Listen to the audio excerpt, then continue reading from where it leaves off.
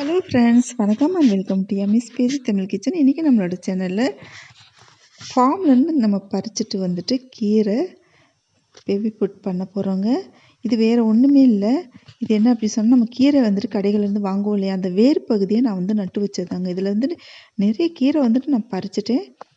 இப்போ இது மாதிரி கொடுத்தோம் அப்படின்னு சொன்னால் பேபிக்கு பார்த்திங்கன்னா ஸ்கின்லாம் நல்ல ஒரு ஷைனிங்காக இருக்கும். எந்த ஒரு நோய் நொடியுமே வந்துட்டு குழந்தைக்கு வராதுங்க. குழந்தை வந்துட்டு ரொம்பவே ஆரோக்கியமாக இருப்பாங்க.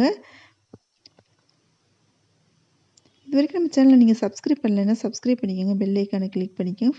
அப்போ தான் நான் வந்துட்டு ஒவ்வொரு வீடியோவும் போடுறது உங்களுக்கு உடனே நோட்டிஃபிகேஷனாக கிடைக்கும். இப்போ வாங்க நம்ம வந்துட்டு மாடியில் போயிட்டு கீரை பறிச்சுட்டு வந்துடலாம். நம்ம விதை இருந்தாலும் போட்டுச்சுக்கலாங்க. சும்மா ஒரு சின்ன தொட்டி இருந்தாலே போதும். சின்ன தொட்டியோ வாளியோ இருந்தாலே போதுங்க. அழகாக கீரை வளர்த்துக்கலாம். நான் அந்த தொட்டி வந்துட்டு நான் நிறைய கீரைகள் வந்துட்டு பறிச்சிருக்கேங்க. இது வரைக்குமே 4 செடிகள் தான் வச்சேன். நம்ம இப்போ வந்துட்டு மாடிக்கு தோட்டத்துக்கு வந்தாச்சு. இப்போ வந்துட்டு இந்த மாதிரி நம்ம காடலேருந்து பறிச்சுட்டு உடனே சமைச்சு கொடுத்தோம் அப்படின்னு சொன்னால் அதோட சத்துக்கள் வந்துட்டு அப்படியே வந்துட்டு குழந்தைகளுக்கும் கிடைக்கும். நாம் வந்துட்டு சமைச்சு சாப்பிட்டோம் நம்மளுக்குமே கிடைக்குங்க. இப்போ இந்த கீரைகள் பார்த்தீங்கன்னு சொன்னால், இதுக்கு முன்னாடி நான் வந்துட்டு நிறைய கீரைகள் பறிச்சிட்டேங்க. 4 செடிகள் மட்டும்தான் அதில் வச்சேன் நான்.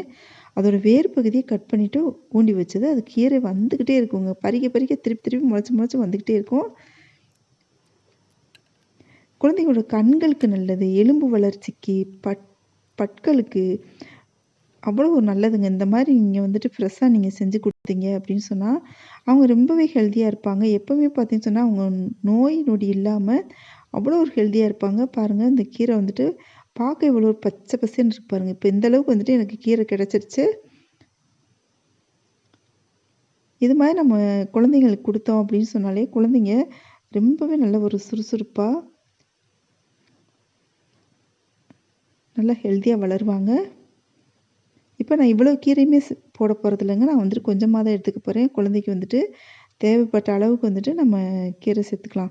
இந்த அளவுக்கு தான் நான் கீரை எடுத்துருக்கேங்க. அதில் வந்து கொஞ்சம் கல் உப்பு போட்டுட்டு நம்ம கலக்கி விட்டுக்கலாம்.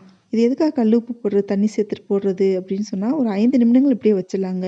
நம்ம கண்ணுக்கு தெரியாத புழு பூச்சி ஏதாவது இருந்தாலுமே வந்து அழிஞ்சு போயிடும். அப்புறம் பார்த்தீங்கன்னு சொன்னால் இந்த கீரை வந்து நல்ல ஒரு பச்சை கலராக இருக்குங்க. பச்சை கலர் மாறாமல் இருக்கும். இப்போ ஒரு குட்டி குக்கர் வந்துட்டு நான் அடுப்பில் வச்சுருக்கேங்க. வச்சுட்டு 1 ஸ்பூன் அரிசி சேர்க்குறேன் இல்லையா, 1½ ஸ்பூன் வந்துட்டு சேர்த்துக்க போகிறேன். 1½ ஸ்பூன் துவரம் பருப்பும் அது மாதிரி சேர்த்துக்க போகிறேங்க. பார்த்திங்கன்னா 1½ ஸ்பூன் அரிசி, 1½ ஸ்பூன் துவரம் பருப்பு. இது பார்த்திங்க சொன்னால் 8 மாத குழந்தையிலேருந்து எவ்வளோ வயது உள்ள குழந்தைகளுக்குமே நம்ம இந்த ஃபுட்டு கொடுக்கலாங்க. அரிசி எவ்வளோ போடுறோமோ அதே அளவுக்கு நீங்கள் பருப்பு சேர்த்துக்கோங்க. இப்போ வந்துட்டு நான் இது ஒரு 10 நிமிடங்கள் ஊற வச்சுட்டு கழுவிட்டு வச்சுருக்கேங்க. இதில் 1½ கிளாஸ் தண்ணி சேர்த்துக்க போகிறேன்.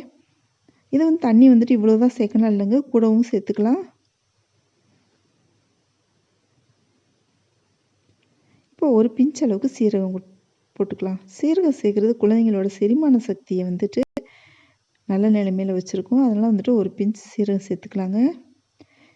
இப்போ பார்த்தீங்கன்னா நான் ஒரு சின்ன வெங்காயமும் ஒரு சின்ன பூண்டு பல்லும் உரிச்சு போட்டிருக்கேன். அதை நான் வந்துட்டு வீடியோவில் காட்டலைங்க. இப்போ பாருங்கள், இந்த காம்புகளை வந்து கட் பண்ணிவிட்டு இந்த கீரையை மட்டும் சேர்த்துக்கிறேன். காம்பும் சேர்க்கலாங்க, பிஞ்சு கீரையாக தான் இருந்தது. ஆனால் வந்து நான் கீரை மட்டும்தாங்க சேர்த்துருக்கேன்.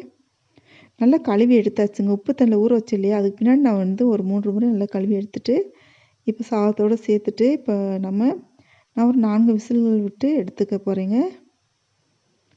இப்போ பாருங்கள், விசில்லாம் போயிடுச்சு. இப்போ பார்த்தீங்கன்னு சொன்னால் எப்படி இருக்குது பாருங்கள். இந்த கீரை பச்சை கலராக இருக்கா, அந்த உப்பு பார்த்தீங்கன்னு சொன்னால் அரை உப்பு தாங்க போடணும். இப்போ வந்து கல் உப்பு சேர்த்துருக்கேன். குழந்தைங்களுக்கு வந்துட்டு நான் நல்ல உப்பு போட்டுலாம் கொடுக்கூடாதுங்க. அரை உப்பு போட்டு கொடுத்தாலே போதும்.